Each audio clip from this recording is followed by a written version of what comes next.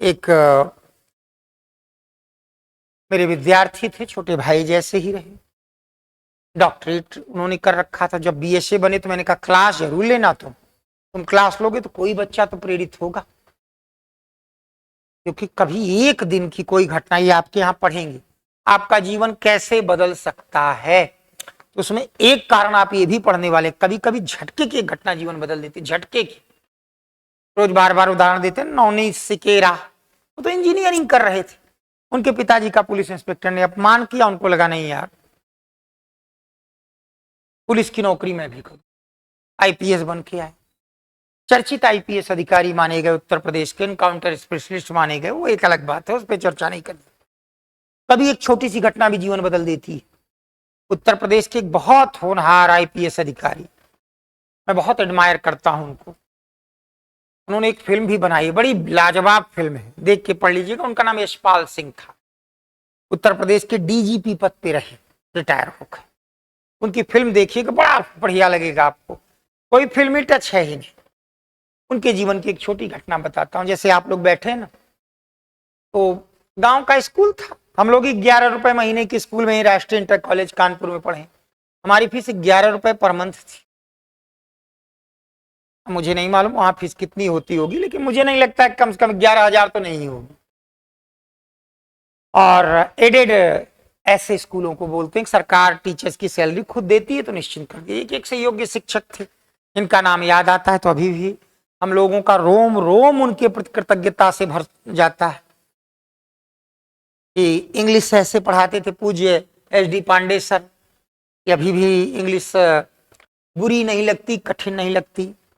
पूज्य मेवाराम पाल sir physics ऐसे पढ़ा देते थे, हम लोगों के जमाने में नंबर लाना कठिन होता था, तो हम लोगों के 70 में 63 नंबर रिटर्न में आ गए थे। अब आज का बच्चा हंसेगा, रे मेरे तो ऐसे ही आ गए हैं, लेकिन उस जमाने में बहुत कठिन होता था।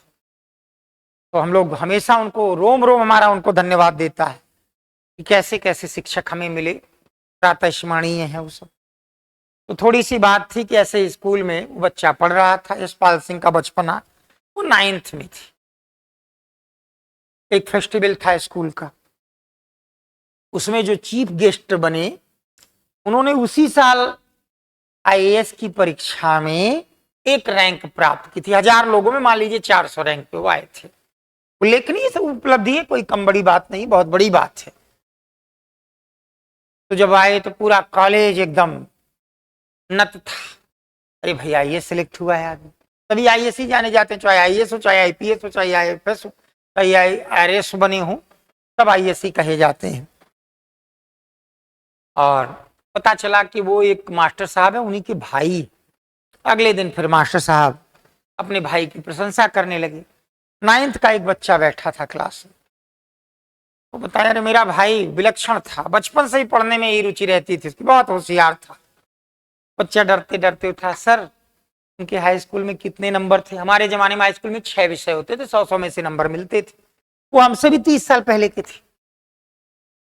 तो बोले, उन्होंने अपने भाई के हाई स्कूल में एक एक विषय के नंबर बताए, हिंदी इतना, इंग्लिश इतना, सोशल स्टडी इतना, उसी प्रकार से साइंस इतना, मैथ इतना, बायो इतना, यही 6 विषय के नंबर उन्होंने बताए। उस लड़के ने लिख लिए। अगले साल उसका भी हाई स्कूल था, उसके सभी 6 विषयों में उनसे ज्यादा नंबर। उस बच्चे के मन में एक बात आई, यार दिमाग से तो मैं बहुत कमजोर फिर नहीं हूं, उससे कम नंबर पाके भी अगर वो आईएएस बन सकते हैं तो मैं भी बन सकता। एक इसको कहते हैं इंस्टेंटेनियस इंस्पिरेशन, तात्कालिक प्रेरणा, तात्कालिक प्रेरणा।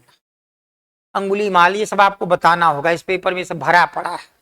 अंगुली माल जब तलवार लेके बुद्ध की ओर बढ़ा, देख के दंग रह गया, वो ऐसे खड़े थे, खड़े ही रह गए, मिलीमीटर दाएं बाएं नहीं हुए, न चेहरे पे न आंखों में कोई भय था।